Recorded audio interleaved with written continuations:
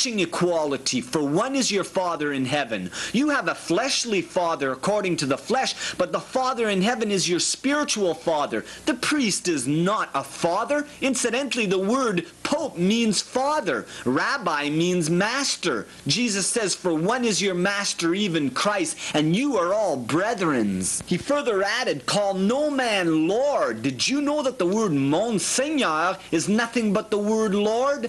In addition to the conclusive evidence that has been given, the very character and morals of many popes would tend to identify them as successors of pagan representatives rather than representatives of Christ or even Peter. Some of the popes were so depraved and based on their actions, even people who professed no religion at all were ashamed of them. Examine Pope Sergius III's life in the year 904 AD, who obtained the papal office by murder. The annals of the Church of Rome tell about his life of open sin with Marozia, who bore him several illegitimate children. Now, he was described by other priests as a monster, a terrorizing criminal. Historians say that for 7 years this man occupied the chair of St. Peter, while his concubine and his mother held court with a pomp of voluptuousness that recalls the worst days of the ancient empire.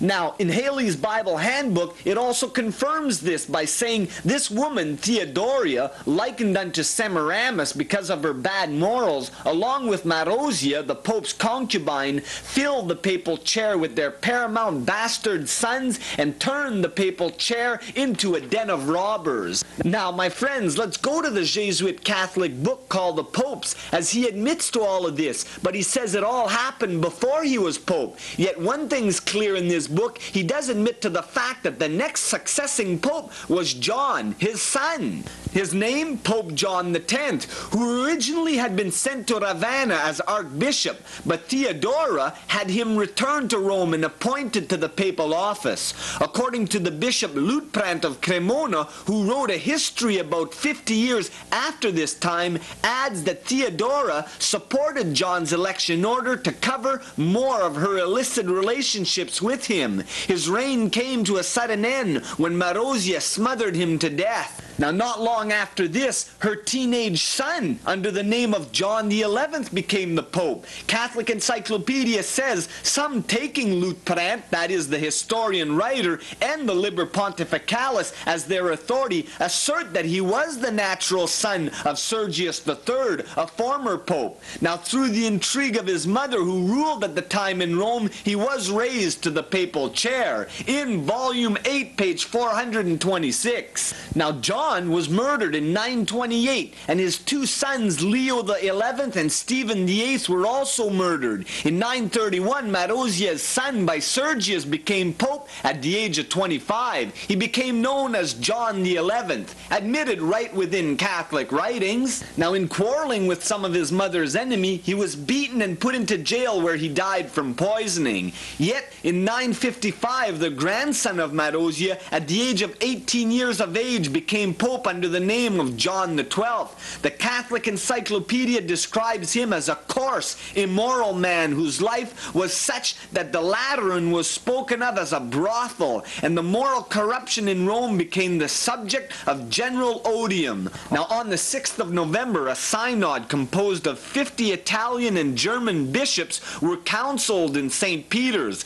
John was accused of sacrilege, perjury, murder, adultery, and incest, and was summoned in writing to defend himself. Refusing to recognize the synod, John pronounced a sentence of excommunication against all anticipators in the assembly, and should they elect in his stead another pope, John XII took bloody vengeance on the leaders of the opposite party. Now, Cardinal Deacon, well, John had his right hand struck off, and Bishop Ottgart of Speyer was scourged, and some officials lost noses and ears. John died on the 14th of May, 8 days after he had been, according to rumor, stricken with paralysis, in the Catholic Encyclopedia, volume 8, page 426. Our next pope pope? Pope Boniface VII. Well, he maintained his position through a lavish distribution of stolen money. The Bishop of Orleans referred to him, as also John VII and Leo VIII, as monsters of guilt, reeking in a blood and filthy bath, as antichrists sitting in the temple of God.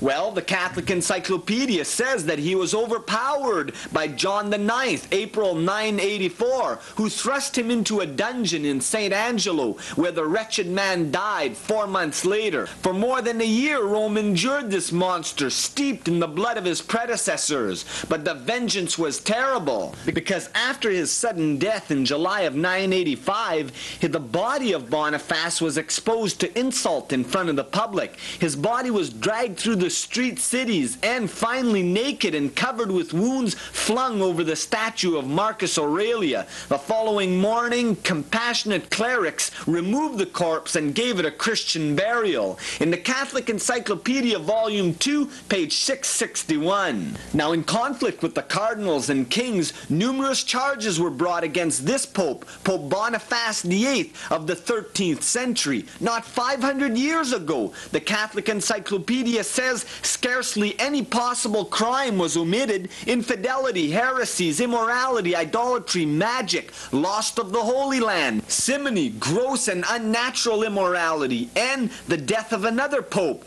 Protestant historians generally, and even modern Catholic writers, class him amongst the wickedest pope, and as an ambitious, haughty, and unrelenting man, deceitful, also and treacherous. His whole pontificate is one record of evil. Yet, and this sounds almost unbelievable, it was this pope that in the year 1302 AD issued the well-known Unam Sanctum, which officially declares that the Roman Catholic Church is the only true church, outside of which no one can be saved. And he said, "We therefore assert, define, and pronounce that it is necessary to salvation to believe that every human being is subject to the Pontiff of Rome."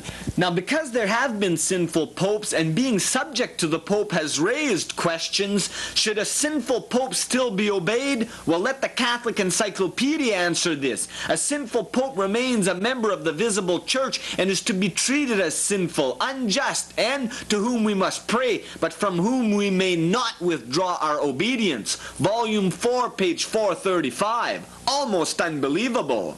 Now, having mentioned the gross immorality that existed in the lives of some popes, I don't want to say and leave the impression that they were all bad. Now, we do believe this evidence seriously weakens the doctrine of the apostolic succession, that the claim that the Roman Catholic makes is the only true church because it can trace a line back to Peter. Now, is it really an important point? If so, each of these popes, even those who were known to be immoral and cruel, must be included.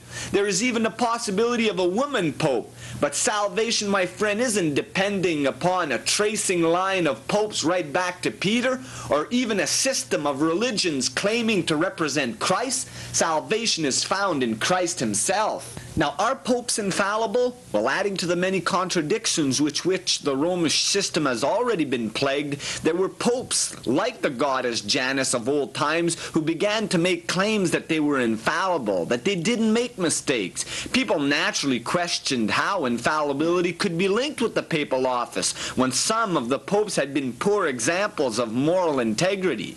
And if infallibility be applied only to doctrines pronounced by the pope, how is it that some popes disagreed with other popes? Even a numerous number of popes, including Virelinius, Innocent III, Clement IV, Gregory VI, and Paul VI, rejected the doctrine of papal infallibility. Now, the Vatican Council of 1870 sought to narrow the meaning of infallibility down to a workable definition. It said that the Roman pontiff, when speaking ex cathedra, that is, when in exercising his office as pastor and teacher to the Christian, and defines certain doctrines within the church, they are to be infallible. And